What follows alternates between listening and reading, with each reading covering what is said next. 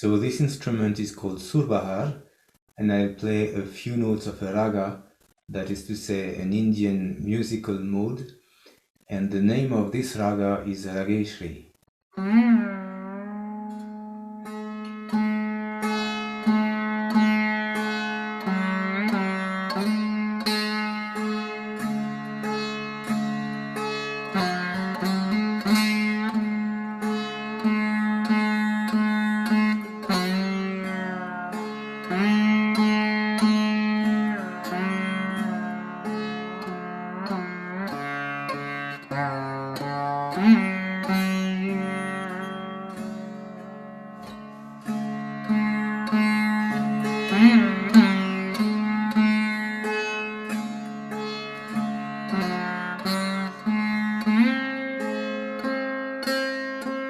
Hi everybody, I'd like to talk about the idea of hearing from the point of view of somebody who went to India in order to study philosophy and music and stayed there for many years. And the first idea that comes to me is the word Shruti, which in Sanskrit means that which is heard. And Shruti describes the most sacred scriptures of India, the Veda, which include the Upanishads, these poetico-philosophical texts. So what is most precious to them is something they call something heard, something received.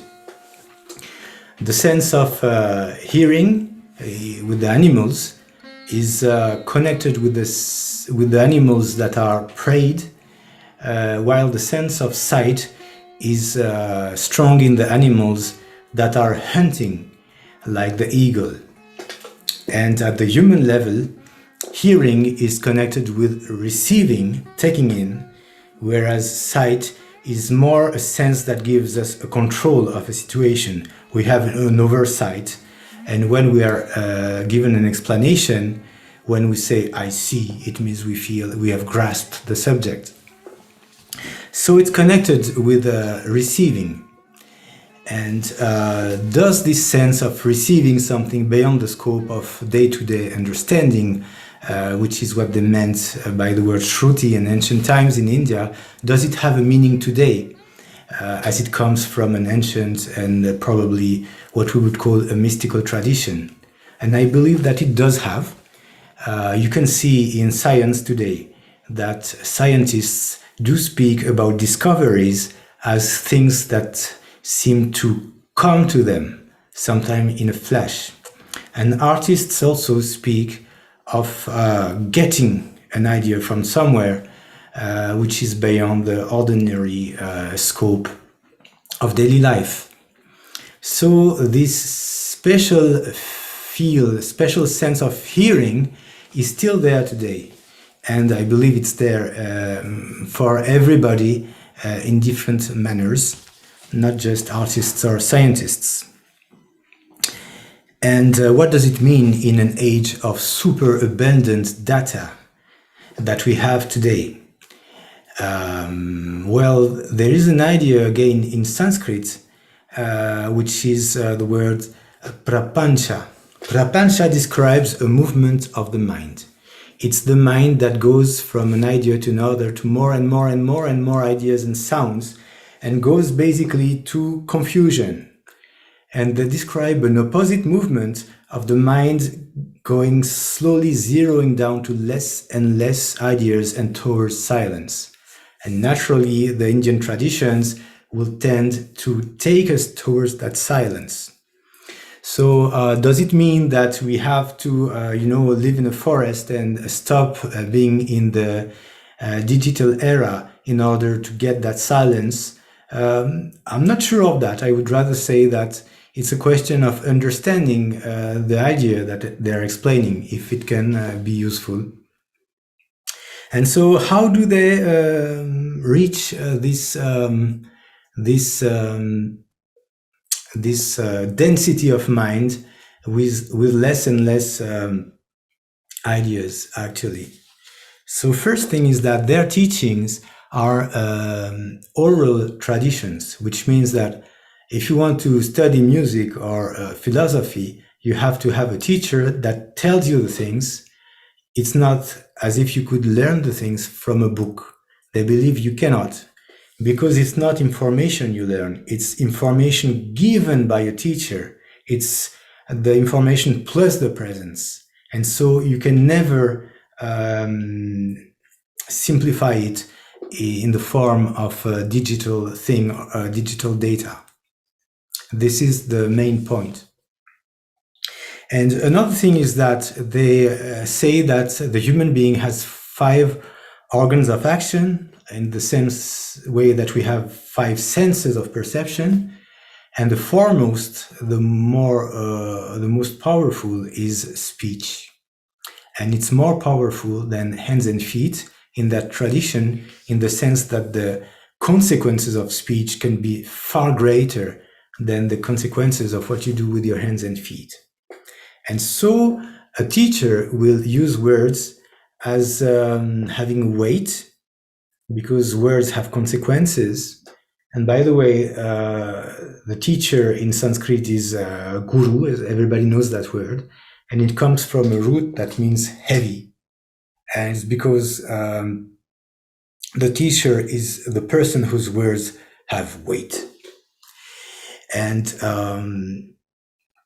so when you have this kind of teaching, as a student, you will develop the hearing that is adapted to this kind of speech.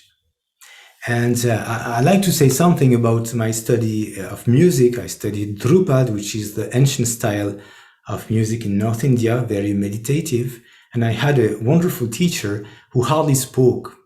And naturally, as a European, I was completely starved of explanations that I never got. However, I did get some words sometimes that were meaningful, and because they were scarce, they took so much importance that I was thinking of them for months together. And also, other things than words took meaning, like the way the teacher lives, the way he's in a state of acceptance of things that happen in life, as a parallel of his being like an open door to the phrases when he's improvising music. And you become sensitive to many things of life as a student that actually become a language, and you kind of hear something from them because there is a scarcity of words.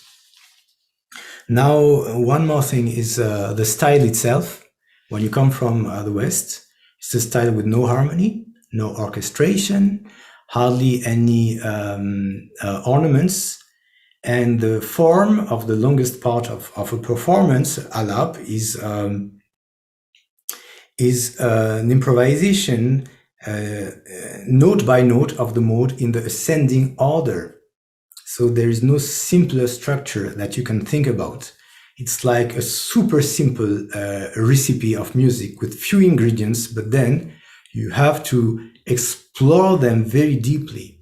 And you can explore them because you don't have so many. You explore the note and the way it lives, the way it's not fully immobile, the way it moves towards another note, the interval of a note to another you explore also, and naturally the mode and the rhythm.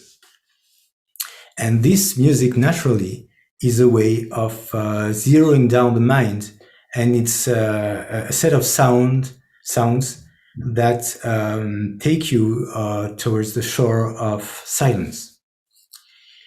And about silence,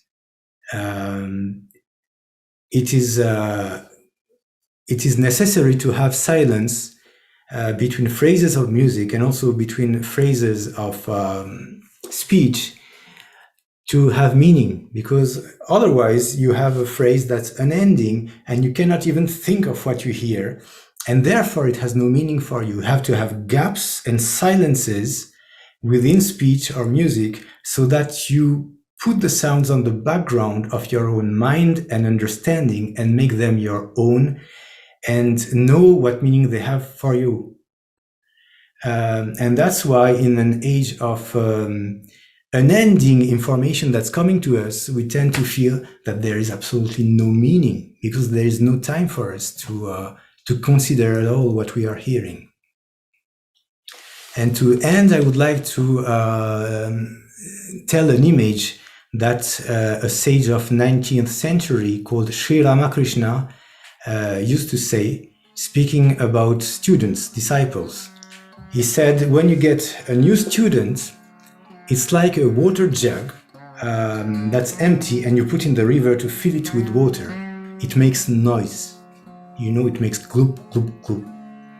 And when the student is ripe and has heard, it's like the jug that is full. It makes absolutely no sound. So I wish all of us the silence of the water jug that comes from that kind of hearing.